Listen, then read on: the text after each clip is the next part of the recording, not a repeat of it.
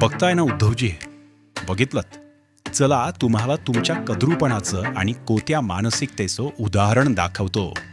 आठवतं का हे? मेट्रो आणली देवाभाऊन मी, पण तुम्ही आयत्या बिळावर नागोबा होऊन बसला होतात. कोणशीला सोडा हो, साधं निमंत्रण पत्रिकेवरही देवाभाऊंचे नाव टाकायचे नाही हा दम दिला होतात. आता कृतज्ञता म्हणावी, अहंकार म्हणावा की दंभ म्हणा, आजही आणि तेव्हाही प्रश्न मात्र हाच होता. असो, तुमच्या कोतेपणाचं उदाहरण दाखवलं. चला आता दिलदारपणा काय असतो ते दाखवतो. देवाभाऊ होणं कठीण का असतं ते समजावतो.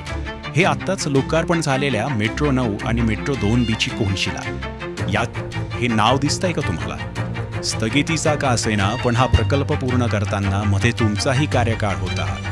म्हणून देवाभाऊंनी तुम्हाला हा मान दिलाय, ज्याला तुम्ही कधीच पात्र नव्हतात. फरक हाच आहे तुमच्यात आणि देवाभाऊमध्ये. तो दाता आहे, मदत असो की श्रेय, हात आखडता घेत नाही. एक तुम्ही आहात ज्याला मी, माझं आणि अहंकार यापुढे दुसरं काहीच दिसत नाही. म्हणून अहंकारी आणि हटवादी उद्धव होणं सोपं असतं. सर्वांना सोबत घेऊन चालणारा दिलदार देवाभाऊ होणं कठीण असतं.